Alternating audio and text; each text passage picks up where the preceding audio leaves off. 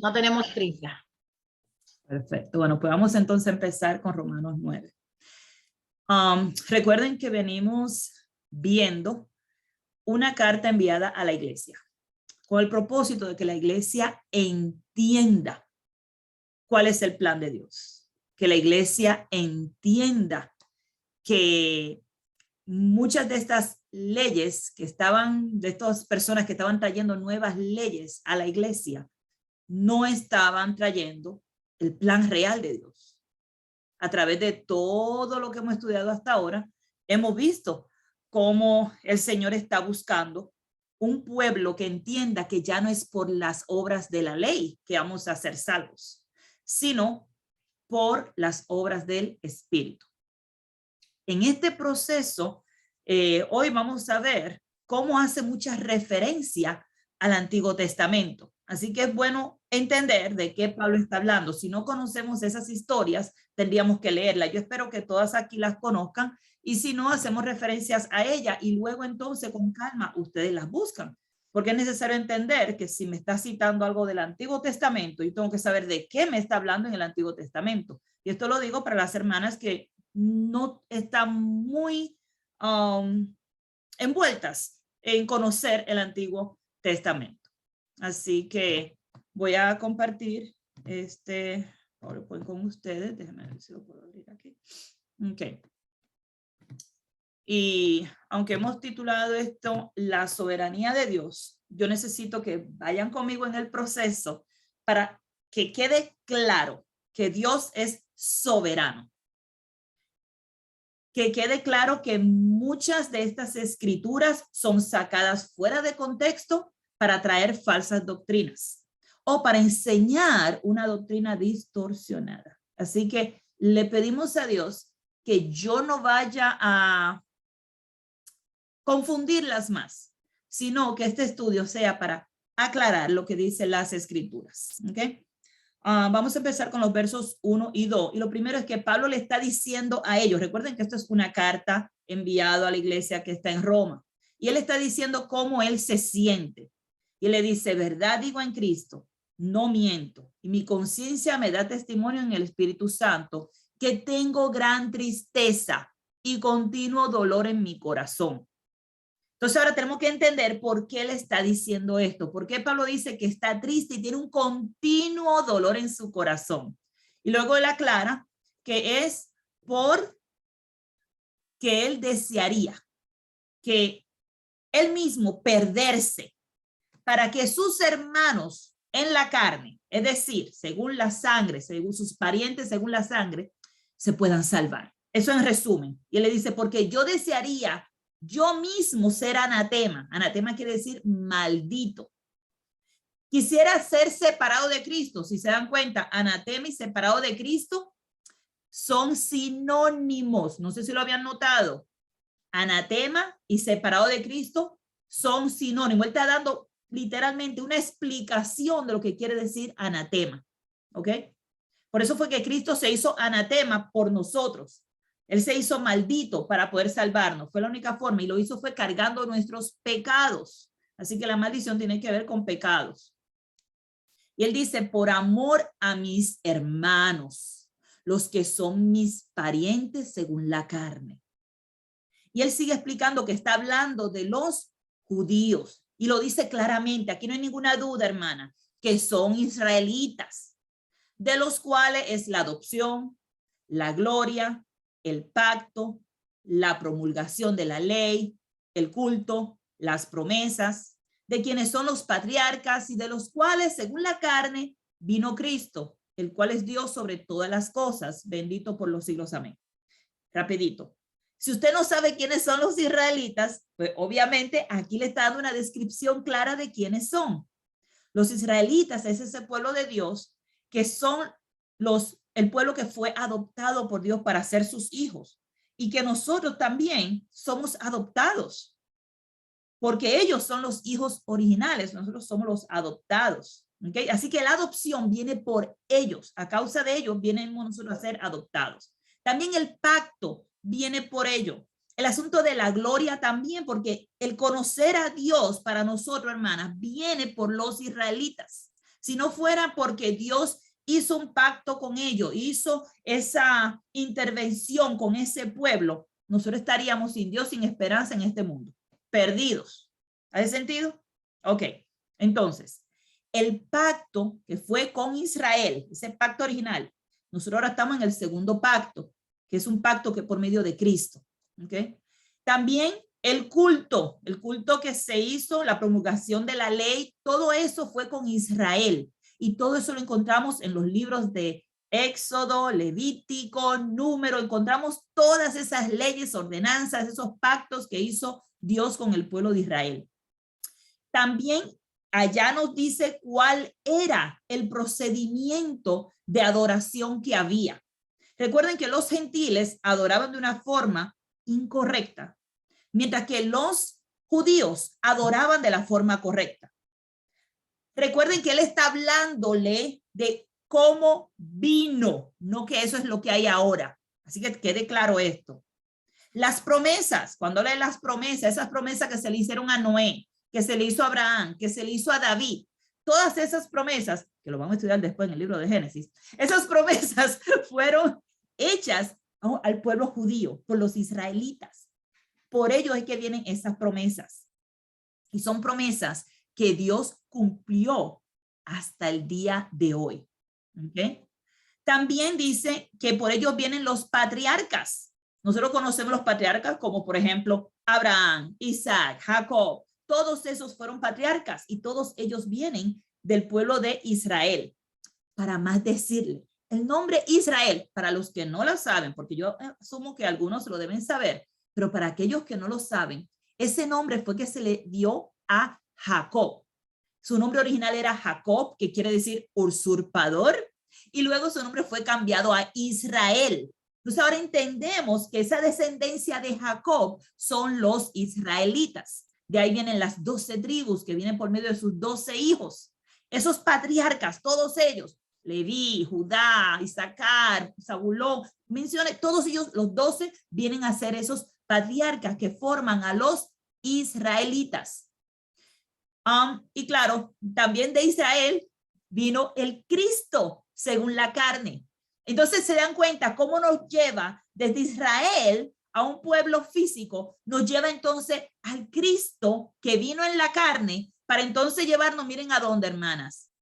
Cristo, que es Dios sobre todas las cosas. ¡Qué hermoso! Yo ver ahora cómo en tan poquitos versos él está dándole a entender a ellos.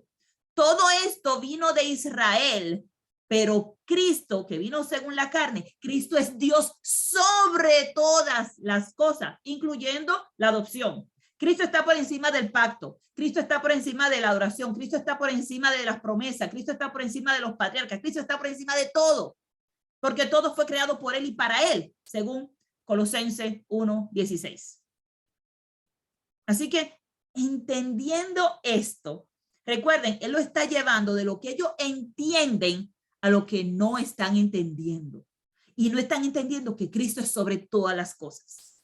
Aunque hay un plan con Israel, aunque hay un plan con los gentiles, todavía Cristo es sobre toda la cosa. Y eso es el plan del Dios soberano. Poner a Cristo a gobernar sobre todas las cosas en el cielo, en la tierra y debajo de la tierra. ¿Ok? Así que entendiendo esta porción nos va a ayudar a entender mejor lo que sigue después. Él le dice a él, no todos son israelitas. Dice, no que la palabra de Dios haya fallado. ¿Por qué es tan importante este verso? Lo puse aquí solito, aquí ahora, quiero que entiendan. El pueblo que había en Roma, muchos de ellos eran judíos. Recuerden que siempre que se le iba a predicar a alguien, se iba primero a los judíos. Esa fue la orden de Jesús. Vayan primero a la casa de Israel. Si ellos no los escuchan, sacúdanse el polvo y entonces van a los de afuera. Donde quiera que Pablo iba a predicar, iba primero a buscar a los judíos, la casa de Israel.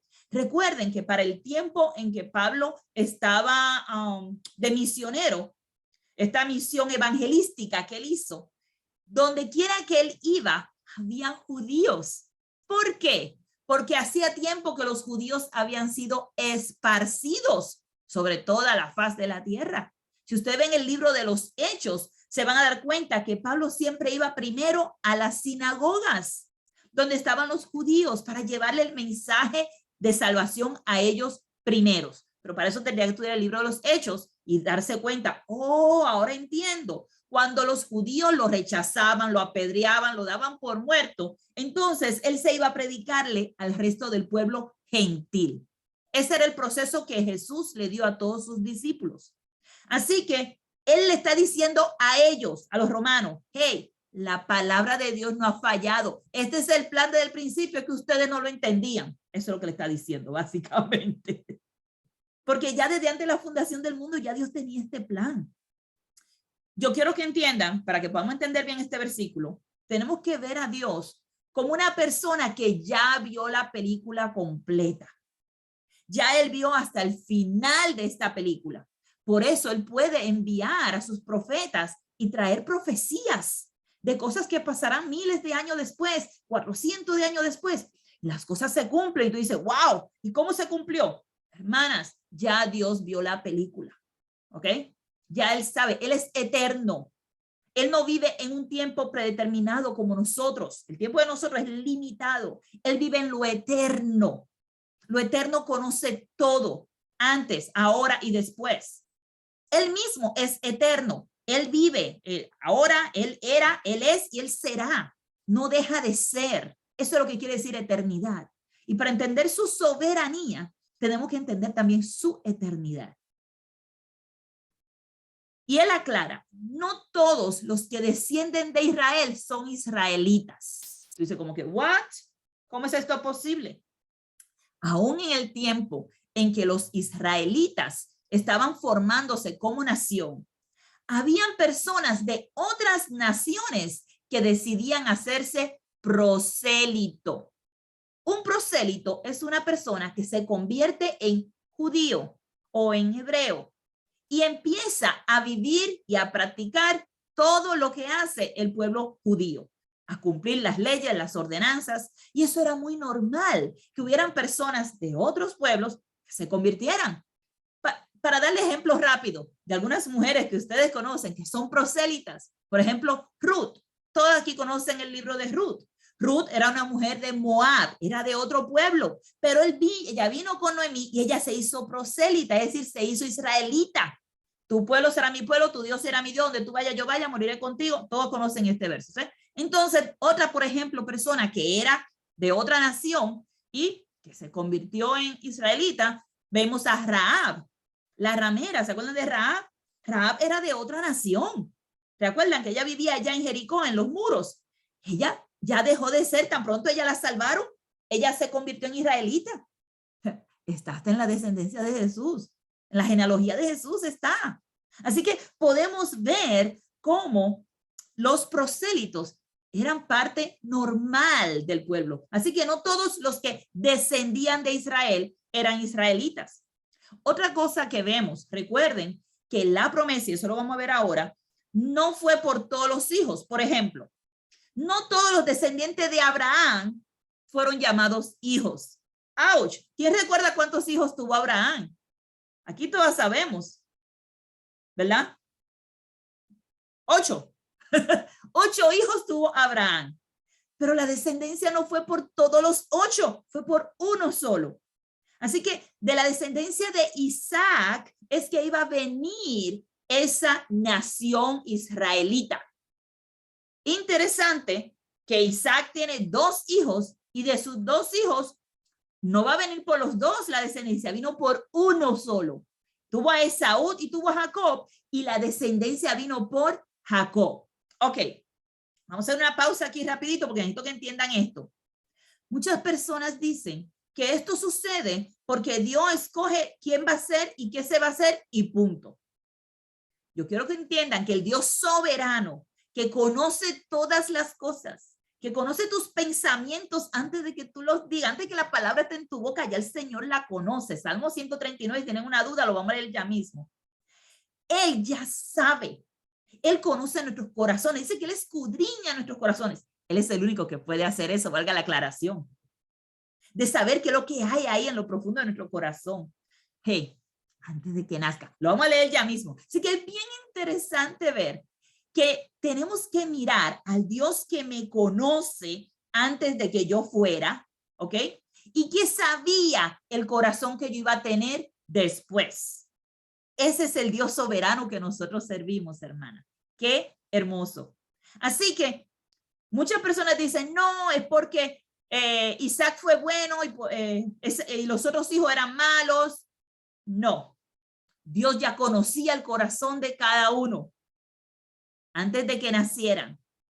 Dios lo formó a cada uno de ellos en el vientre de sus madres. Dios sabía las decisiones que ellos iban a tomar. Eso es lo que es la soberanía de Dios. Tiene todo el conocimiento. Tiene toda la ciencia. Y cuando digo todo, no es que conoce toda la historia que pasó, no es que conoce lo que pasó, lo que es y lo que ha de ser. Y hasta lo escondido que hay en tu corazón también lo conoce. Eso es la soberanía de Dios. Cuando dice que esto es, no los que son hijos según la carne son hijos de Dios, sino que los que son hijos según la promesa son contados como descendientes. Aunque Abraham tuvo 8 hijos, la promesa fue hecha al hijo de Sara, a Isaac, el único hijo de Sara. Aunque Isaac tuvo 2 hijos, Jacob y Esaú, la promesa fue hecha a Jacob el menor, y esa promesa fue hecha a Rebeca. Esto lo vimos en el libro de Génesis, ¿ok? Esa promesa fue hecha a Rebeca. Aunque haya tenido Jacob 12 hijos, vamos a ver más adelante, hey, la promesa no iba a ser para los 12. Interesante, 12 hijos y una hija, fueron 13 en total, pero recuerden que este plan de Dios viene en base a la promesa que Él ha dado, no lo que la gente quiera. Aunque Sara tratara de hacer cosas por su cuenta, aunque Rebeca tratara de hacer cosas por su cuenta, al final se iba a hacer el plan de Dios porque ya Dios lo había dicho, ya Él lo había prometido y Dios es fiel y Él cumple sus promesas. Dios no es mentiroso, ¿ok? Y por eso dice que no solo esto, sino también cuando Rebeca consiguió de uno, de Isaac nuestro padre, pues no habían nacido aún, ni habían hecho aún ni bien ni mal. Está hablando aquí de Jacob y Esaú, los 2 hijos, para que el propósito de Dios conforme a la elección permaneciese, no por las obras, sino por el que llama. Y esto es un versículo que es sumamente mal entendido, mal interpretado. La gente empieza a explicarlo en sus propias palabras, pero cambiando lo que dice el Señor. Miren, el Señor nos elige, sí. El Señor nos llama, sí. El Señor tiene planes con nosotros, sí. ¿Nosotros obedecemos o desobedecemos? Sí.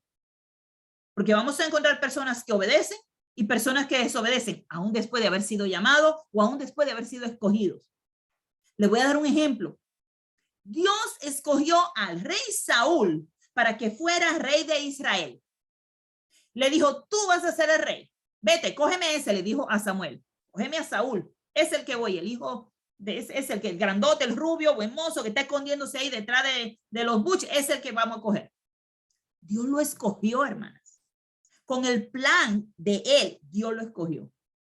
¿Saben ustedes por qué plan, por qué razón Dios desechó a Esaú? Porque Dios tenía planes de desecharlo. No, porque Saúl fue desobediente. Porque Saúl rechazó a Dios. Dios no va a seguir con alguien que lo rechaza. Dios no va a seguir con alguien que lo coge y le dice, no, pues tú ya no vas a ser mi Dios, ya yo voy a hacer lo que a mí me dé la gana. Eso fue lo que hizo Saúl literalmente. Saúl como rey, escogido por Dios, decide, ok, Dios me dijo que hiciera esto, pero yo voy a hacer lo que yo quiera. Inmediatamente fue rechazado como rey. Le quitaron la corona, dice que hasta el Espíritu de Dios se fue de él. Hasta el Espíritu de Dios. Recuerden que Saúl hasta profetizaba con los profetas. Y el Espíritu de Dios se fue de él. Y en su lugar vino un espíritu malo sobre él. otra historia para otro día. Pero para que entendamos que Dios escoge siervos y encontramos siervos que rechazan ese escogimiento o ese llamado que el Señor le hace. Ahora, cuando dice que no es por las obras, sino por el que llama. Vamos a ponernos nosotros aquí en este lugar. Nosotros no estamos aquí por las obras que nosotros hagamos o por las obras que nosotros hayamos hecho. Nosotros estamos aquí por la obra redentora de Cristo, porque Él es el que llama. Por eso dice por el que llama. El que nos llama es Cristo. Y esa obra que Él hizo es lo que hace que nosotros estemos aquí hoy día. Recuerden que la salvación es por gracia, no por obra para que nadie se gloríe. Es porque Él hizo ese sacrificio por nosotros.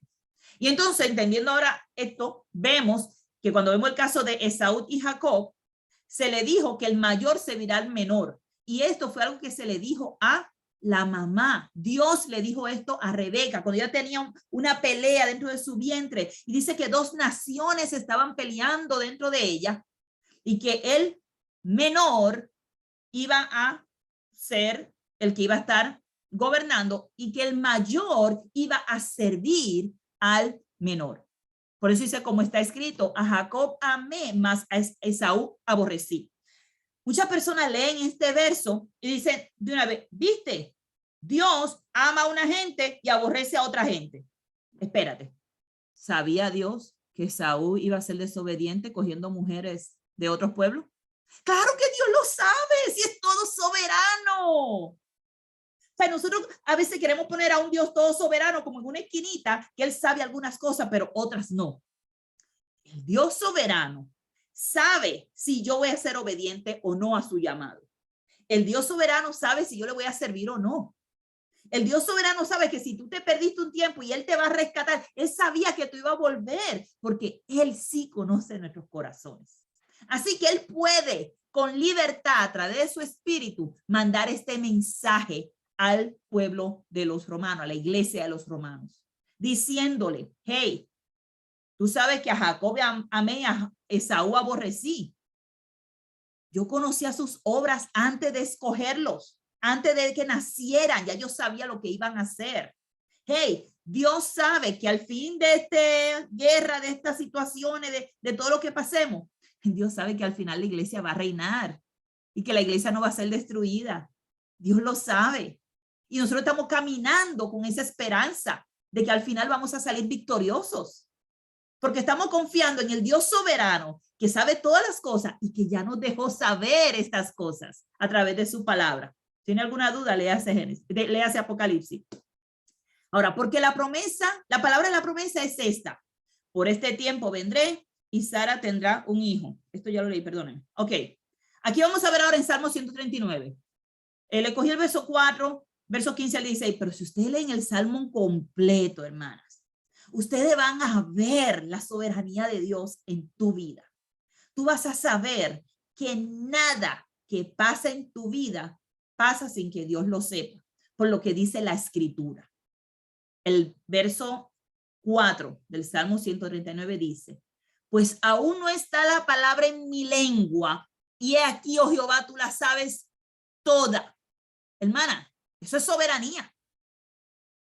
Eso es un Dios soberano. ¿Quiénes de ustedes pueden saber lo que yo voy a decir después? Ninguna. Nosotros no tenemos esa soberanía sobre nadie. Dios sí la sabe. Y déjenme decirle, esto no es un control sobre nadie, porque Dios no anda con robots ni anda con papalotes, ¿cómo le llaman a estos muñecos que se mueven con títeres? Títeres. Dios no anda con títeres. Aquí vemos un Dios que Él conoce las cosas, conoce lo que está en mi corazón, conoce la intención de mis pensamientos, conoce lo que está en mi plan. Así que tengan cuidado con lo que piensan y con lo que están planeando decir, porque ya el Señor las conoce todas, ¿ok? El verso 15 dice del Salmo 139, no fue encubierto de ti mi cuerpo, bien que en lo oculto fui formado y entretejido en lo más profundo de la tierra. Mi embrión vieron tus ojos y en tu libro, hermana, hay un libro. Esto es interesante. Y en tu libro estaban escritas todas aquellas cosas que fueron luego formadas sin faltar una de ellas. A ver si ustedes entendieron eso como yo lo entendí. Tal vez yo lo entendí mal. Dice que en el libro de Dios ya estaban escritas, eso en pasado, ¿ok? Ya él había escrito eso, no sé cuándo, pero parece que a Dios le gusta escribir en su libro, ¿ok? Y dice que estas cosas fueron formadas luego y sin faltar ni una de ellas. ¿Saben cómo se llama eso, hermana? Soberanía de Dios. Un Dios que ya tiene escrito todo lo que va a pasar, porque conoce todo. No es que tiene escrito las cosas porque, yo voy a escribir aquí que Wanda va a dar una clase de romano. No. Espérense, así no funciona esto, ¿ok? Está escrito ahí que cuando Wanda recibió el evangelio, lo escuchó porque está en pasado. Lo que está escrito ahí está en pasado, hermanas. No está en futuro, está en pasado. Conocer las cosas. Yo no sé si usted ha visto alguna vez una película. Yo me imagino que sí. Y usted se sienta con otra persona que nunca ha visto la película. Y usted viene y le dice, al final el protagonista muere. Dígame, ¿quién va a querer ver la película? Usted le dañó ya. Usted ya le dañó la película ya. ¿Y para qué la voy a ver si ya yo sé lo que va a pasar?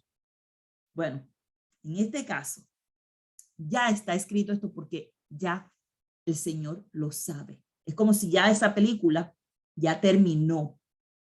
Para el tiempo eterno de Dios, ya esto está completo. Ya él vio la iglesia reinando, triunfando. Ya él vio al pueblo de Dios glorificándose, viviendo en gloria. Ya Dios vio todas estas cosas.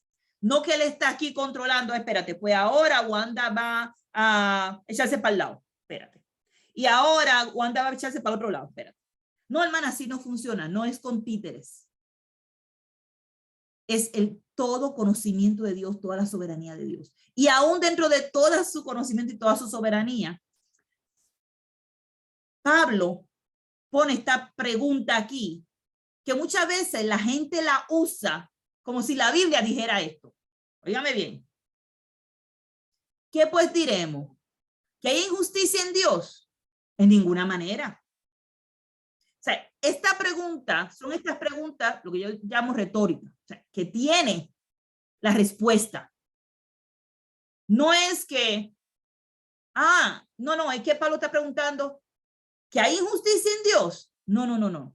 Él está diciendo que esto es lo que nosotros diríamos, porque nosotros no entendemos estas cosas. Por eso él dice, ¿qué pues diremos? ¿Que hay injusticia en Dios? Estas son preguntas que nosotros como humanos, que todavía no entendemos la soberanía de Dios, nos haríamos. No, pues Dios es injusto, porque mira, y oye como dicen, y así lo he escuchado yo, hermanas, mira, él escogió a Jacob y no escogió a Esaú. Él fue injusto. Hermana, la razón que eso pasa es porque él conoce las obras de cada uno. Él sabía las obras que iba a hacer Jacob y las obras que iba a hacer Esaú. No es porque Dios está controlando las decisiones que ellos toman. ¿Ustedes creen que era el plan de Dios que Rebeca le mintiera al esposo y lo engañara? Y que Jacob engañara a su hermano y a su papá. Dios, esos no son planes de Dios. Sin embargo, a pesar de que, como digo yo, dieron esa vuelta por 20,000 lados, al final vemos el plan de Dios. Eso es la soberanía de Dios. Que aun cuando tú metes la pata 10 veces, como hizo Sara metió la pata, pero hasta el fondo, todavía Dios va a cumplir su promesa. Va a ser en Isaac. ¿Podía Dios decirle, bueno, pues ahora como tú tuviste un hijo, pues ahora va a ser con ese hijo? Porque ahora tú tuviste un hijo de la sierva. No, Dios no va a cambiar sus promesas porque sus promesas son fieles. Él dijo que era un hijo de Sara, no importa lo que Sara haga. Le pudo dar no una, le pudo dar 10 mujeres a Abraham. Iba a ser con un hijo de Sara. Ya Dios lo había prometido así.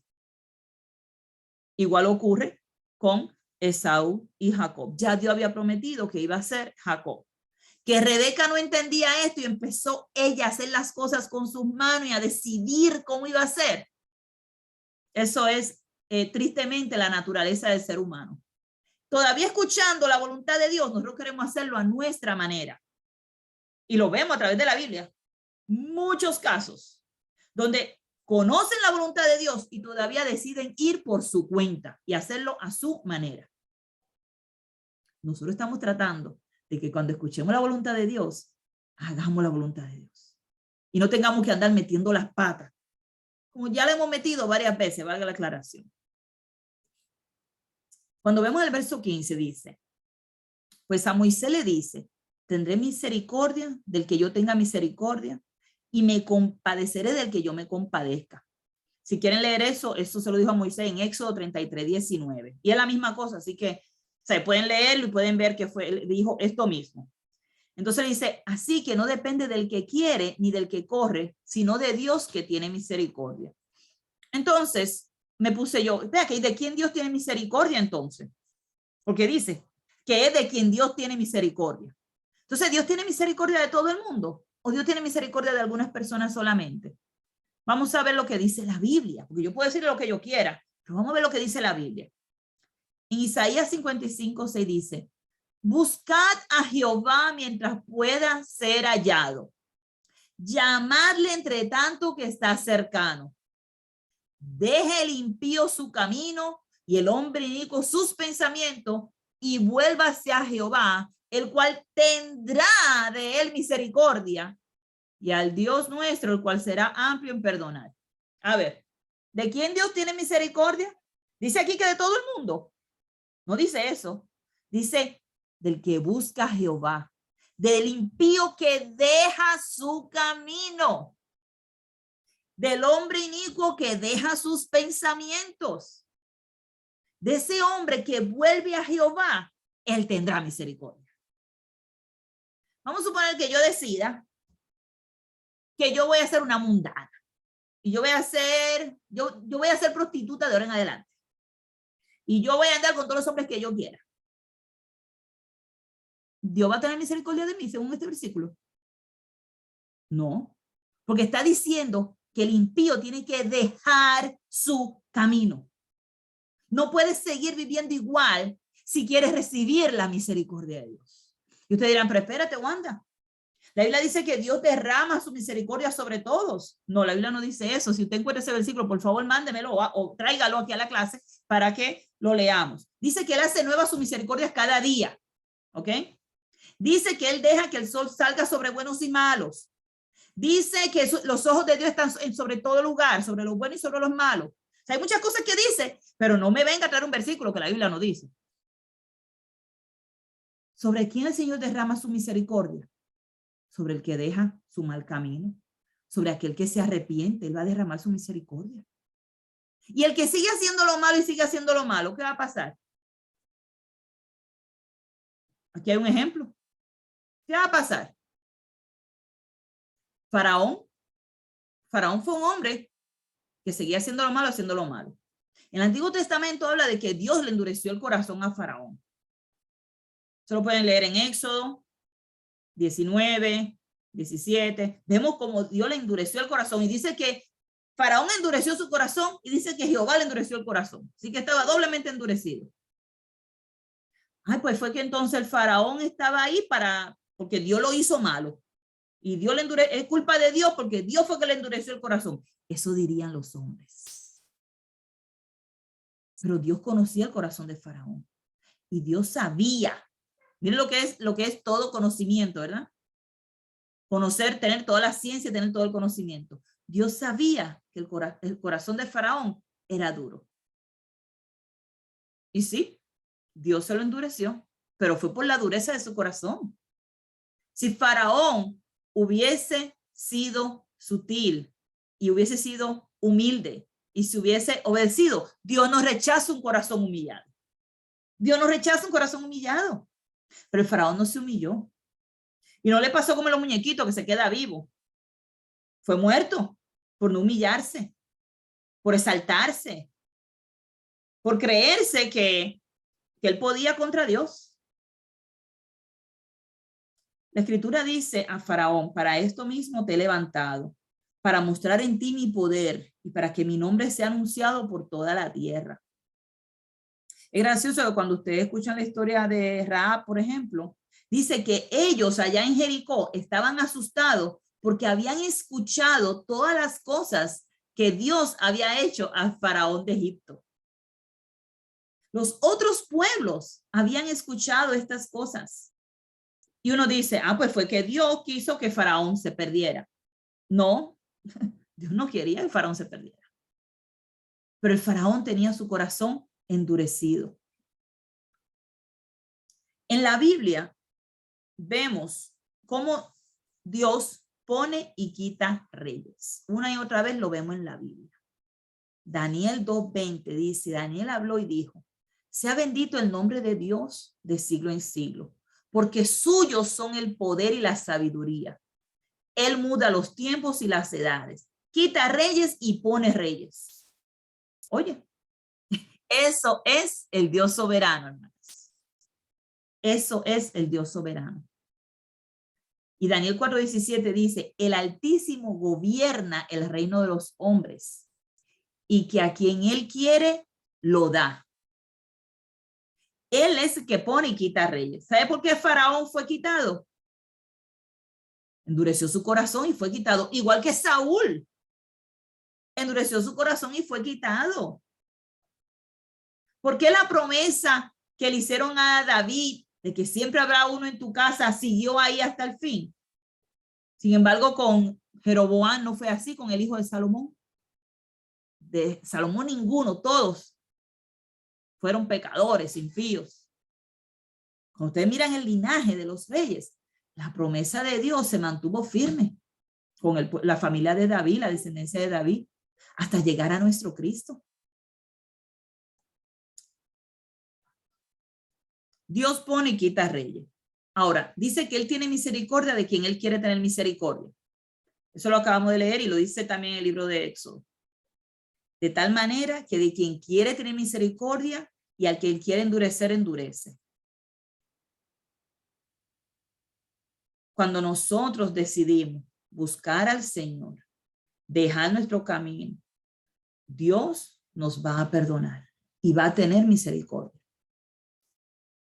Dios dice en Romanos 2:6 que Él va a pagar a cada uno conforme a sus obras.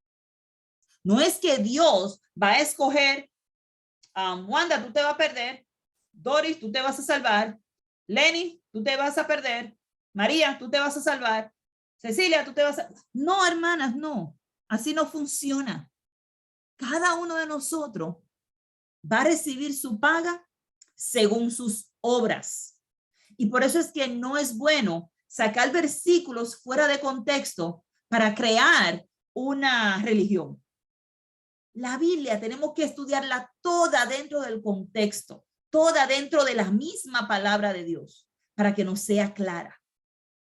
Él dice que le va a dar vida eterna a los que perseverando en bien hacer buscan gloria y honra e inmortalidad. O sea, el que hace el bien va a tener vida eterna. Pero ira y enojo, ¿ve? Vemos por un lado la misericordia de Dios, que es el bien, para los que hacen el bien. Pero ira y enojo a los que son contenciosos, no obedecen a la verdad, sino que obedecen a la injusticia. Va a haber tribulación y angustia sobre todo ser humano que hace lo malo. El judío primeramente y también al griego. Los dos están ahí, chavao. Porque los dos, si hacen lo malo, van a tener justa retribución, justo castigo por su maldad. Dios no está buscando salvar a uno y que se pierdan otros. Dios quiere que todos procedan al arrepentimiento. Dios quiere que todos sean salvos. Esta pregunta que está aquí es una pregunta igual que la otra, que es algo humana. Esto es lo que dice el hombre. No es que Dios está diciendo esto. Mira cómo dice. Pablo le está diciendo, esto es otra pregunta retórica, ¿verdad? Pablo le está diciendo, pero tú me dirás, está hablando con los hermanos de la iglesia, ustedes hermanos me van a decir, ¿y por qué pues sin culpa? Porque ¿quién ha resistido a su voluntad? Y aquí viene una pregunta.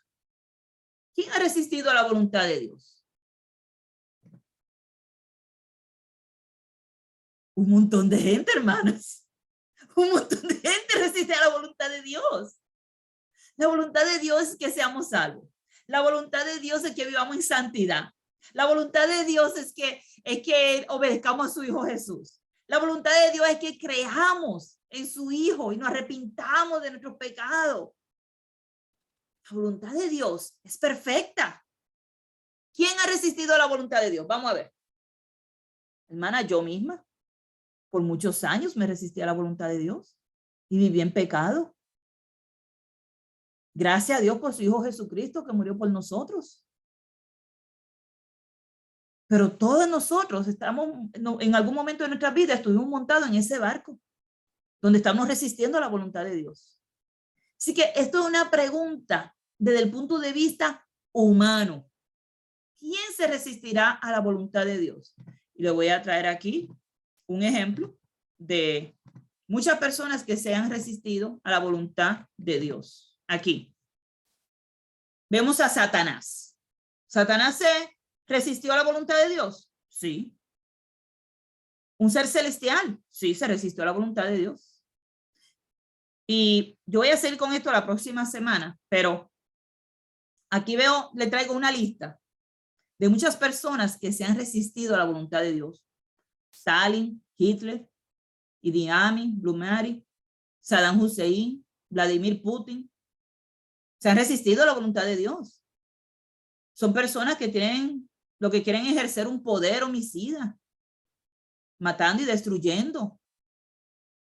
Y yo entiendo que esto es por el poder de Satanás. Son personas que se han resistido a la voluntad de Dios y que están en contra de ello. Están en contra de la voluntad de Dios. Con esto vamos a continuar la semana próxima, hermana. Vamos a orar y que el Señor nos ayude a nosotras no resistirnos más a la voluntad de Dios. Oremos. Amantísimo Padre Celestial, alabado sea tu nombre. Gracias, Señor, por tu palabra. Padre Santo, permite que nosotros entendamos cuál es tu voluntad. Que nosotros miremos, Señor, tu palabra no para contender con ella, sino para obedecerla, Padre Santo. Que dejemos de buscarle quinta pata al gato, que dejemos, Señor, de estar poniendo nuestro propio entendimiento. Perdóname, Señor, si en algún momento dije algo que no era correcto y permite, Señor, que tu palabra penetre en nuestros corazones. Si hay algo, Padre Santo, que no ha quedado claro, que tu Espíritu Santo lo aclare, Señor, y que tú uses a tus hijas, Señor, para que podamos ayudarnos unas a otras en el entendimiento de tu palabra. Estas cosas te las pido y te las suplico, Señor, en el nombre de Jesucristo, tu Hijo amado, que vive y reina por los siglos de los siglos. Amén.